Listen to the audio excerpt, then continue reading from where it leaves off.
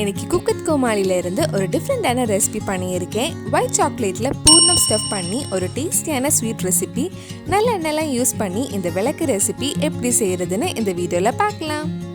First நம்ம கொஞ்சம் white chocolates double boiling மெத்தட்ல மெல்ட் பண்ணலாம். சாக்லேட் மெல்ட் பண்ணுறதுக்காக கொஞ்சம் தண்ணி சூடு பண்ண வச்சுருக்கேன். அதுக்கு மேலே சாக்லேட் பவுல் வச்சு லோ ஃப்ளேமில் சாக்லேட் மெல்ட் ஆகிற வரைக்கும் வெயிட் பண்ணலாம். சாக்லேட் மெல்ட் பண்ண யூஸ் பண்ணுற பவுலும் ஸ்பூனும் தண்ணி எதுவும் இல்லாமல் ட்ரையாக இருக்கணும். இந்த மாதிரி ஒரு போரிங் கன்சிஸ்டன்சியில் சாக்லேட் மெல்ட் பண்ணி வச்சுக்கோங்க. விளக்கு ஷேப் கிடைக்கிறதுக்காக இந்த மாதிரி ஒரு பேப்பர் கப்பில் நம்ம மெல்ட் பண்ண ஒயிட் சாக்லேட் ஸ்ப்ரெட் பண்ணி ஃப்ரீசரில் ஒரு 10 இல்லை 15 நிமிஷம் செட் ஆகிறதுக்கு வச்சிடலாம்.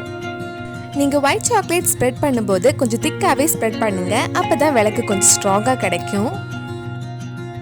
நம்ம சேனலில் பண்ண வேறு ஸ்வீட் ரெசிபி குக் வித் கோமாளோட ரெசிபிஸ் எல்லாம் உங்களுக்கு பார்க்கணுன்னா அதோட லிங்க் கீழே டிஸ்கிரிப்ஷனில் இருக்குது. அந்த ரெசிபிஸும் போய் பாருங்கள். இப்போ ஸ்டஃபிங் ரெடி பண்ணுறதுக்காக ஒரு பேனில் கொஞ்சமாக நல்லெண்ணெய் ஊற்றிருக்கேன். அதில் 1/4 கப் கடலைப்பருப்பு போட்டு நல்லா பொன்னிறம் ஆகிற வரைக்கும் வறுக்கலாம். அந்த கடலைப்பருப்பு பச்சை வாசனை போனதுக்கப்புறம் நல்ல ஒரு வாசனை வந்ததும் ஆஃப் பண்ணிடுங்க. இப்போ இது நல்லா ஆறினதுக்கப்புறம் ஒரு மிக்ஸி ஜாரில் போட்டு கொஞ்சம் நரன்னு அரைச்சி எடுக்க போகிறேன். இந்த மாதிரி அரைச்சி எடுத்துக்கோங்க. அடுத்தது இனிப்புக்காக கொஞ்சம் சர்க்கரை உருக்கலாம். உங்களுக்கு எவ்வளோ இனிப்பு வேணுமோ அதுக்கேற்ற மாதிரி சர்க்கரை எடுத்து கொஞ்சமாக தண்ணி ஊற்றி உருக்கிக்கோங்க.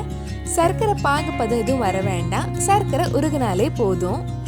இப்போ அதை மாற்றி வச்சுட்டு அதே பேனில் மறுபடியும் கொஞ்சம் நல்லெண்ணெய் ஊற்றி 1/4 கப் துருவின தேங்காய் வறுக்க போகிறேன்.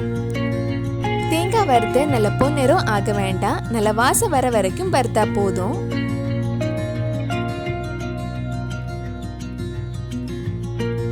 தேங்காய் வறுத்ததுக்கு அப்புறம் நம்ம பவுடர் பண்ணி வச்சிருந்த கடலைப்பருப்பு இது கூட சேர்த்து ஒரு 2 நிமிஷம் கிட்ட மிக்ஸ் பண்ணலாம்.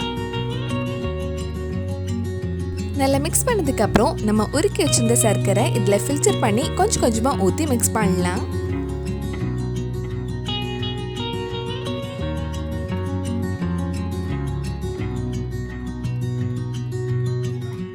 இது நல்லா மிக்ஸ் பண்ணால் ஆல்மோஸ்ட் நம்ம ஸ்டஃபிங் ரெடி ஆயிடுச்சு. இன்னும் கொஞ்சம் டேஸ்ட் ஆகிறதுக்காக இதில் 1/4 டீஸ்பூன் ஏலக்காய் பொடியும் கொஞ்சமாக உப்பு ஆட் பண்ணுறேன்.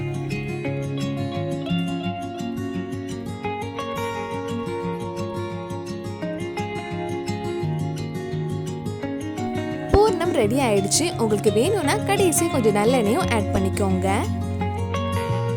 நம்ம ஒயிட் சாக்லேட் அழகா செட் ஆயிருக்கு. இனி மெதுவா இந்த பேப்பர் கப்ஸ் ரிமூவ் பண்ணிடலாம்.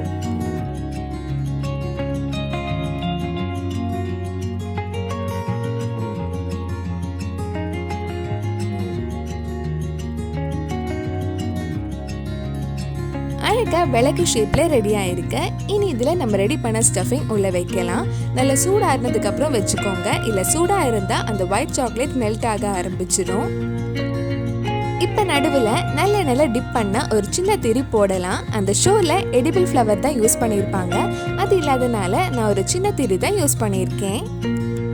குக் வித் கோமாளில ஸ்ருதிகா பண்ண டேஸ்டியான விளக்கு ரெசிபி ரெடி ஆயிடுச்சு. கண்டிப்பா நீங்களும் இந்த டிஃப்ரெண்டான ஸ்வீட் ரெசிபி உங்க வீட்டில் செஞ்சு பாருங்க.